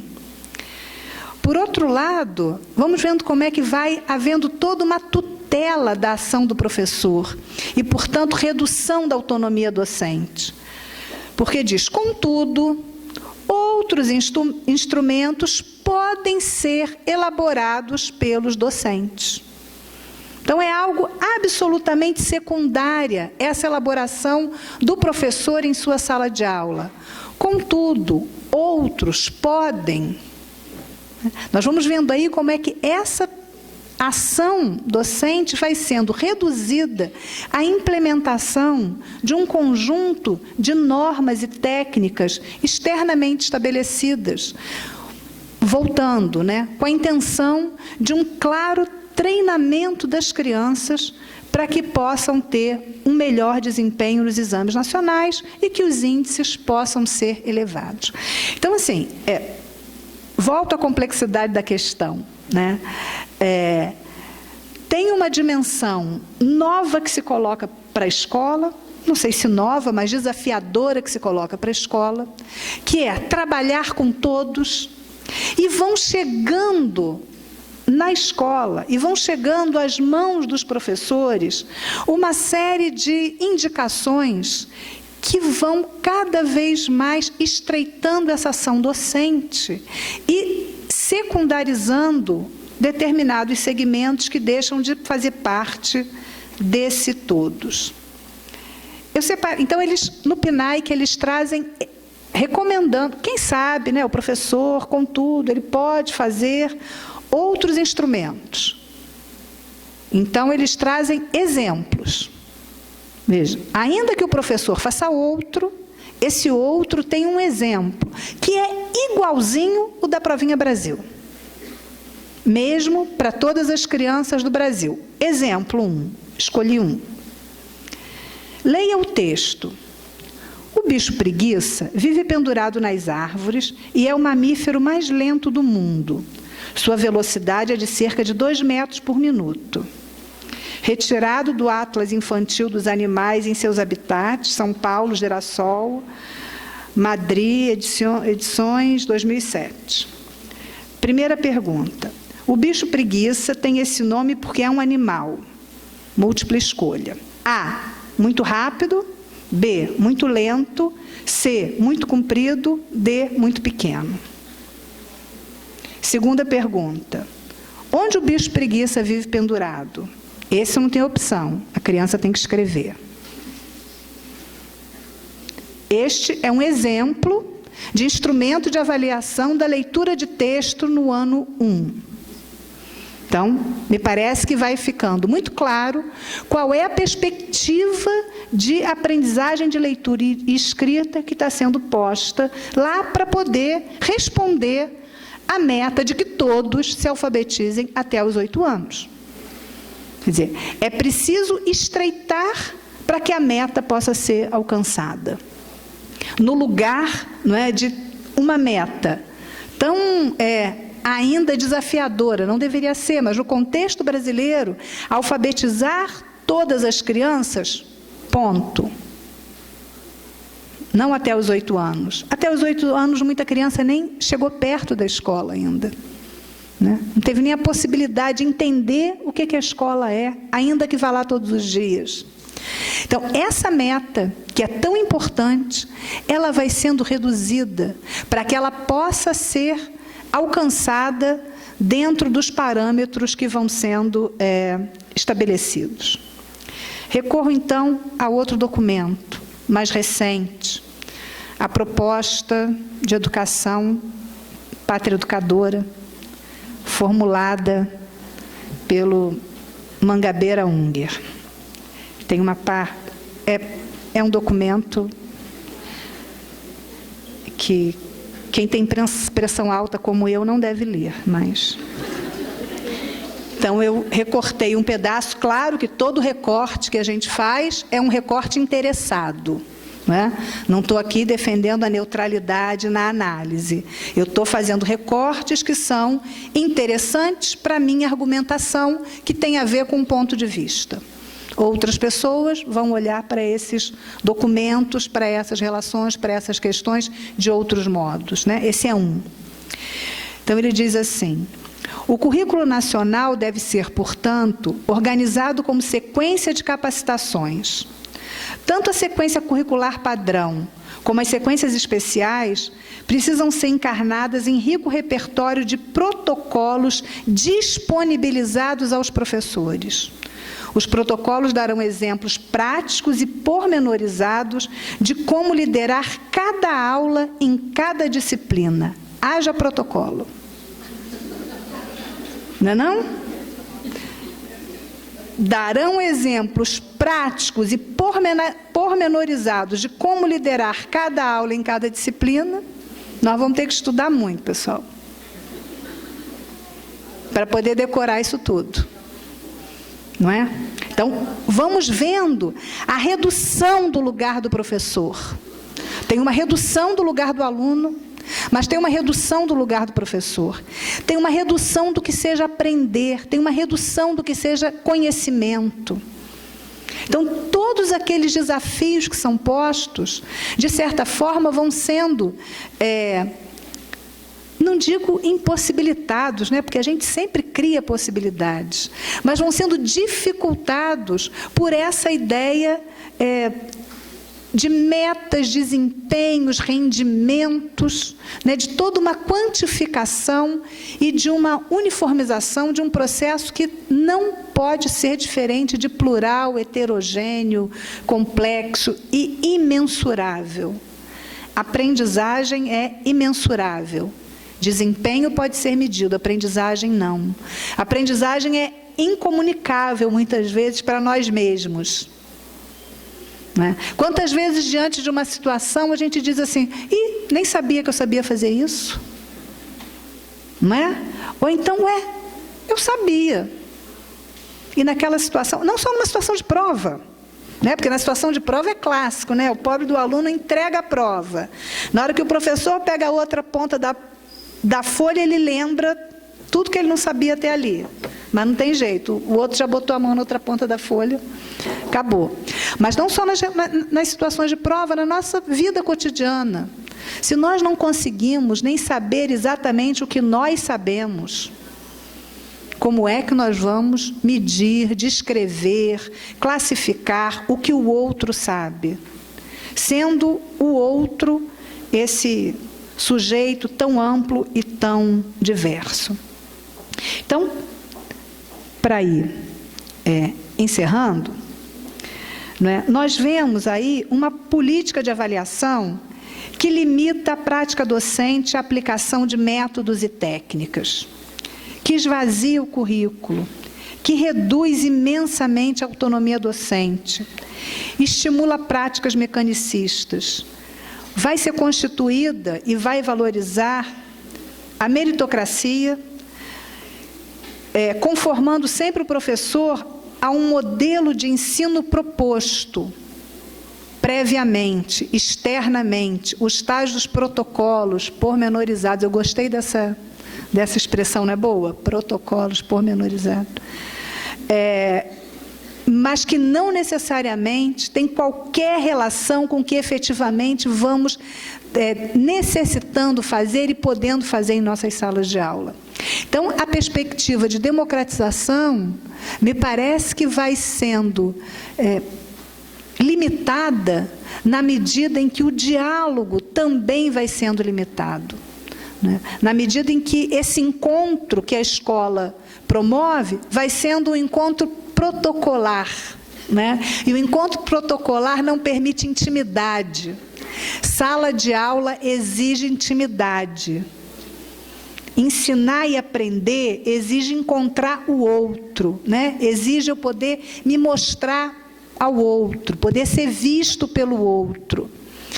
Permitir que o outro se mostre. Sobretudo, volto a dizer, quando nós temos, na própria elaboração do plano, a percepção de que somos sujeitos tão diferentes, com experiências tão diferentes. Como é que nós vamos ter uma relação protocolar na sala de aula?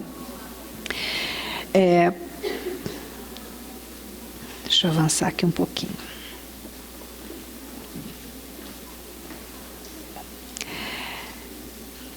Penso, então, que nós temos que nos olhar, né? Eu acho que é o Saramago que diz que é preciso dar muitas voltas. A ideia é um pouco essa, eu estava aqui querendo lembrar a expressão exata, assim, é preciso dar muitas voltas para que a gente possa ver o objeto, né? Então, eu acho que a gente precisa ficar dando volta para que nós possamos nos aproveitar a potência desse momento histórico em que as classes populares efetivamente chegam à escola. É a primeira vez na história do Brasil. É muito recente, né? Nós não temos essa experiência, e nenhum de nós. Né? Nós vemos, na minha faculdade, isso é muito comum, muitas das nossas estudantes são predominantes mulheres, acho que aqui, predominantemente mulheres, acho que aqui também, né? É a primeira geração que chega ao ensino superior. E aí a gente diz assim, mas eles não têm cultura acadêmica. Ah, é? Né? E como teriam? Né? Mas quando nós dizemos não tem cultura acadêmica, nós olhamos para isso do lugar da falta. Lhes falta algo que deveriam ter. Mas o que eles têm? Quais são os elementos da cultura que chegam na escola? E aí eu estou pensando da educação infantil ao doutorado. Quando as classes populares chegam para ficar, não vão embora, né? Não vão. E aí, me parece que nesse sentido, o PNE afirma esse lugar, né? Acho que vou fazendo as ressalvas que vou fazendo, mas acho que tem o valor de afirmar esse lugar. Não vão embora. Como não vão embora, nós temos a possibilidade de reconstruir essa escola. Não é? E reconstruir essa escola é também indagar e rever esse discurso pedagógico, as bases da sua Constituição. E isso é um enorme desafio para a formação de professores, porque nós temos um discurso muito consolidado. Nós temos uma imagem de professor muito consolidada. Nós temos uma imagem de escola muito estruturada, que todos nós sabemos que não correspondem ao que nós vivemos no nosso cotidiano, mas nós temos grande dificuldade de olhar para essa experiência de um outro modo. Então, me parece que é nas práticas cotidianas que nós vamos enfrentando um desafio que não é predominantemente técnico. Reconstruir essa escola, democratizar a escola, democratizar o conhecimento, poder trabalhar a cultura com a sua pluralidade, né, e os saberes que essa diferença traz, não exige de nós uma resposta técnica. Parece que é uma questão, sobretudo, ética e política.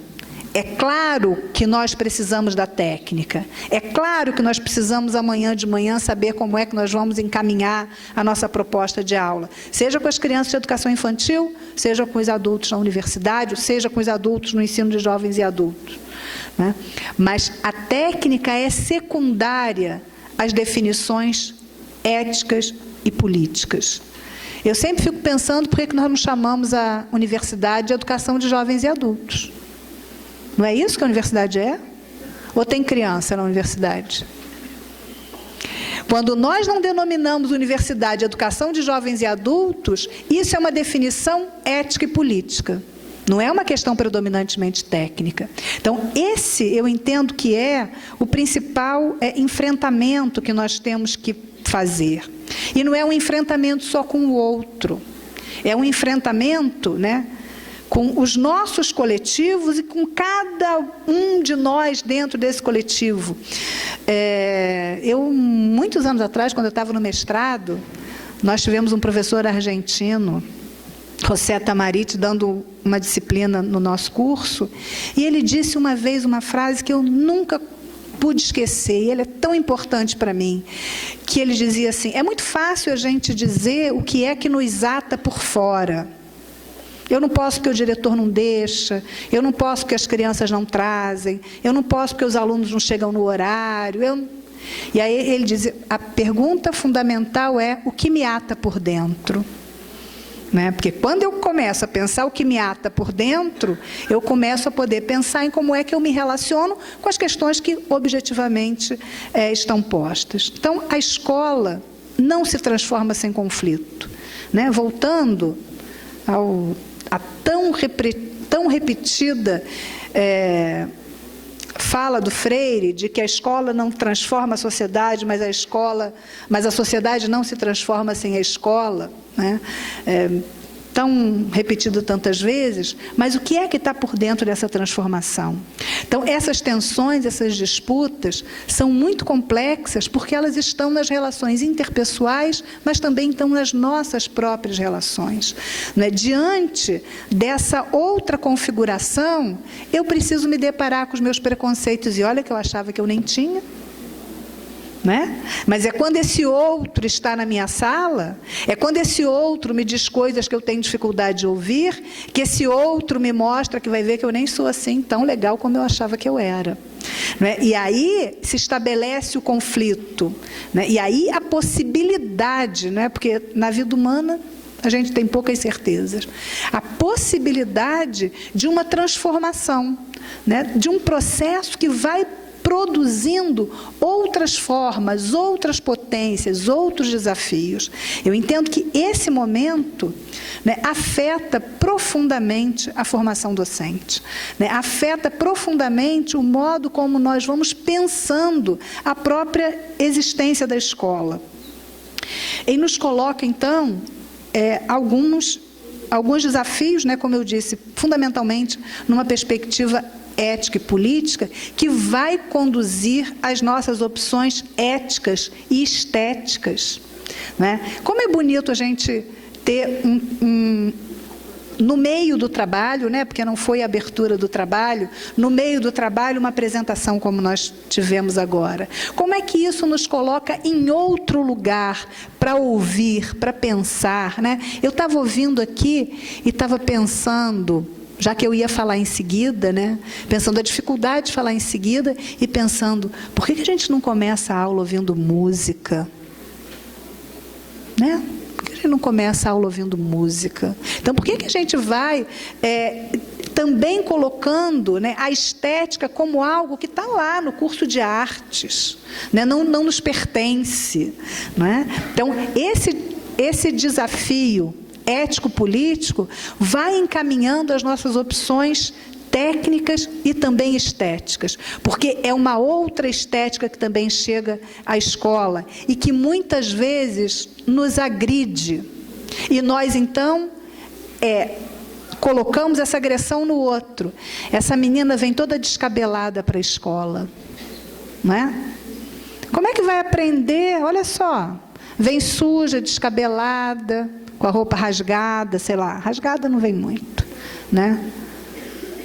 Então, tem todo um conjunto de elementos que vão nos ajudando a pensar desse lugar. Portanto, nós precisamos de uma formação docente que retome a reflexão e a crítica na sua radicalidade, que tome como um dos elementos centrais a cooperação e a solidariedade, porque esse lugar de conflito, ou estruturamos espaços solidários, ou então vamos brigar todos com todos. E não vamos ser capazes de trabalhar na semana que vem juntos.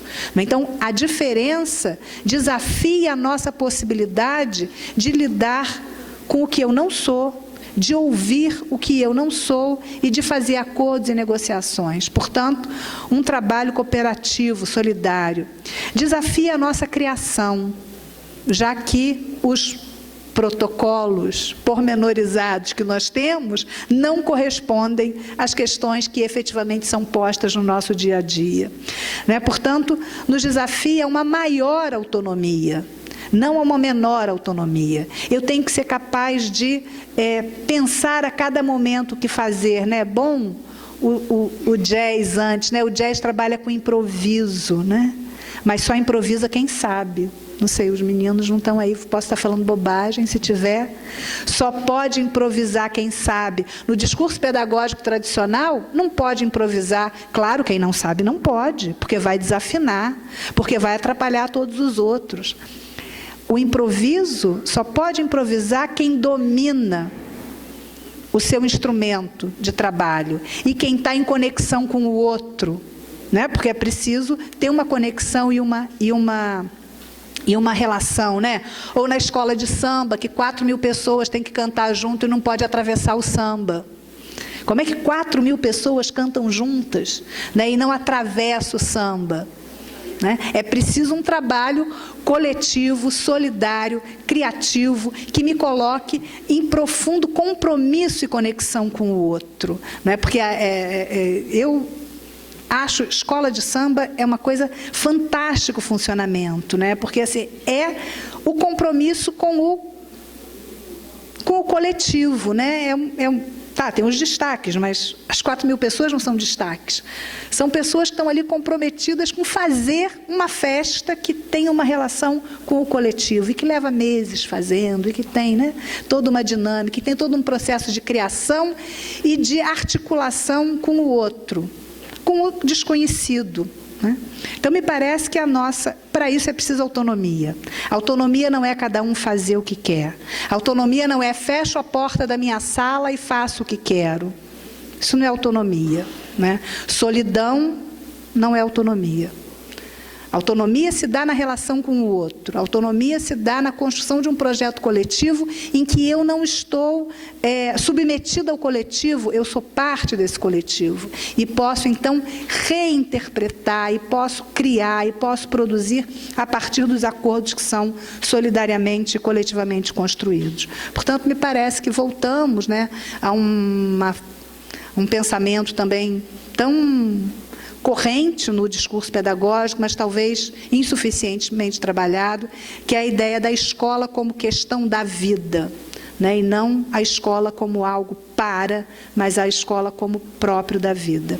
Então, eu queria encerrar lendo um trechinho do Carlos Rodrigues Brandão, num livro que se chama Educação como Cultura.